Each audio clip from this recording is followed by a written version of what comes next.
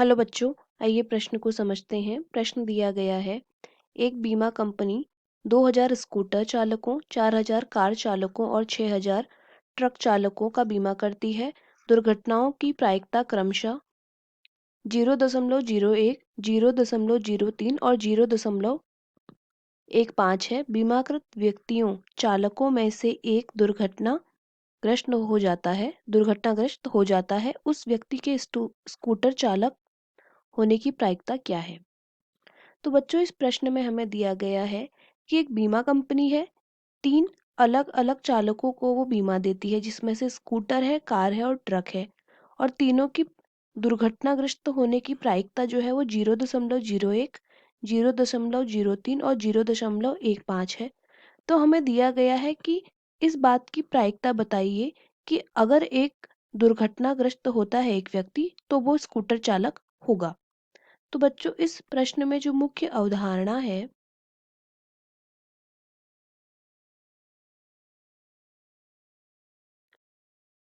वो कुछ इस प्रकार होगी, जो हमें हल करने में प्रयोग करेगी कि जो बेज प्रमेय होती है,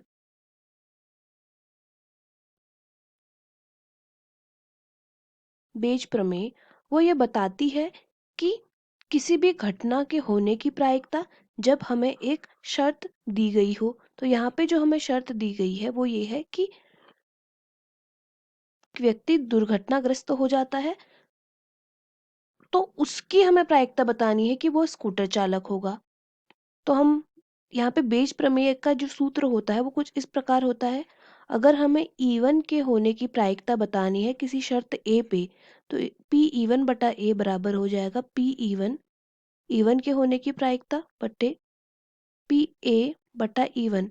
उस घटना के होने की प्रायिकता कितनी है उस E1 में, बटे P(E1) गुणा PA/E1 धन PE2 गुणा PA/E2 धन PE3 गुणा PA/E3। तो ये कुछ इस प्रकार बेज प्रमेय होती है, जहाँ पे हमें एक शर्त के साथ किसी घटना के होने की प्रायिकता बतानी हो, जब हमें 2 से ज़्यादा या 2 घटनाएं दी गई हों। तो बच्चों, यहाँ पे हम ले लेते हैं E1 को स्कूटर, कि वो स्कूटर चालक है।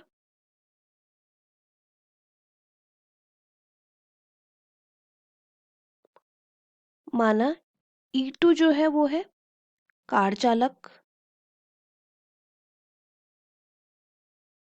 और अगर हम E3 तीसरी घटना की बात करें तो मान लिया कि वो है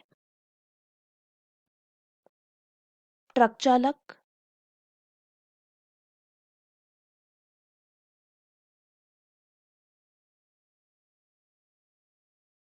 तो यदि हम बात करें उस व्यक्ति के स्कूटर चालक होने की प्रायिकता PE1, अब अगर हम देखें तो कुल चालक जो है वो है 2000, 4000 और 6000। तो हम यहाँ पे लिख सकते हैं कि कुल चालक जो है वो है 2000 धन 4000 धन 6000, जो कि बराबर हो गए 12000 के। तो 12000 में से स्कूटर चालक होने की प्रायिकता तो वो हो जाएगी 2000/12000, तो जो हो जाएगी 1/6।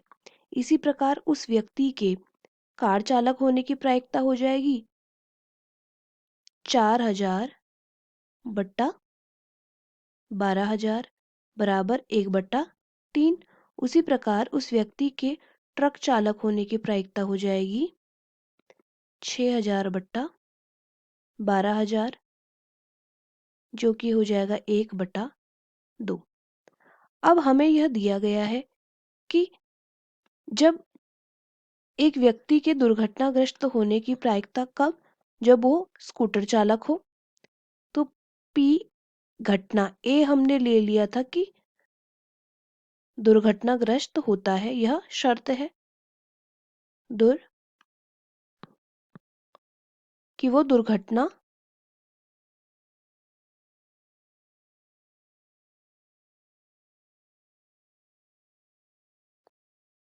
ग्रस्त होता है व्यक्ति, यह है हमारी दी गई शर्त। तो अगर वो दुर्घटनाग्रस्त हो रहा है तो उसका E1 में से होने की प्रायिकता हमें दी गई है 0.01 PA/E2। उसके कार में दुर्घटनाग्रस्त होने की प्रायिकता 0/03 और उसके ट्रक में दुर्घटनाग्रस्त होने की प्रायिकता हमें दी गई है 0.15। अब हम बेज प्रमेय लगा देंगे। हमें निकालना है P/E1/A कि वह स्कूटर में दुर्घटनाग्रस्त हुआ है। तो ये सारे मान हम रख देंगे अपने इस मुख्य अवधारणा में जो हमने सूत्र लिखा था उस पे। तो P/E1 का मान था 1/6 गुणा PA/E1 का मान है 0.01 बट्टे 1/6 गुणा 0.01 धन 1/3 गुणा 0.03 धन 1/2 गुणा 0.15। अब हम इसे ऐसे लिख सकते हैं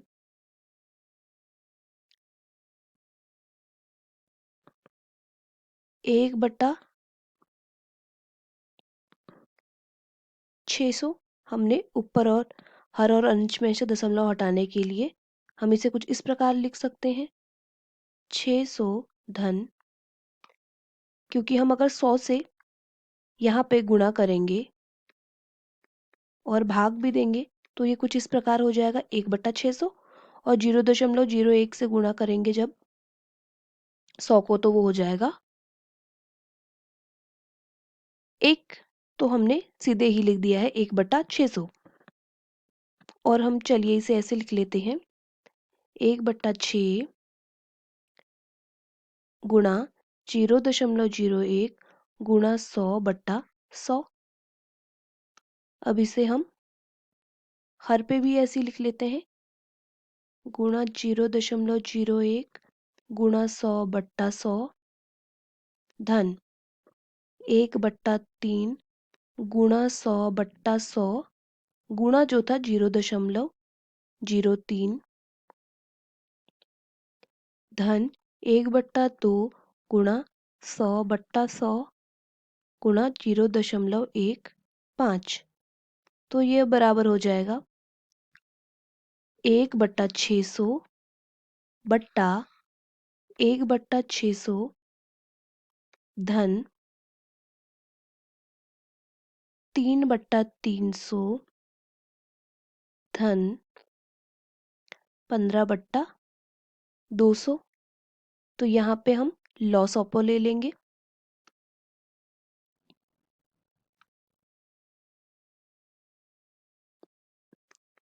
तो हम इसे लिख लेंगे 1/600 बट्टा 600 1 धन 6 धन 45।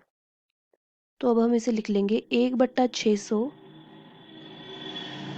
यहाँ पे हम 600 से 600 को भाग दे देंगे तो ये तो आपस में कट जाएगा और ये बन जाएगा 1/6 धन 1 7 45 और 7 52। तो P/E1/A बराबर 1/52। तो यही हमारा उत्तर भी हो जाएगा। तो बच्चों दिए गए प्रश्न का उत्तर होगा 1/52। आशा करते हैं आपको प्रश्न समझ आया होगा। धन्यवाद।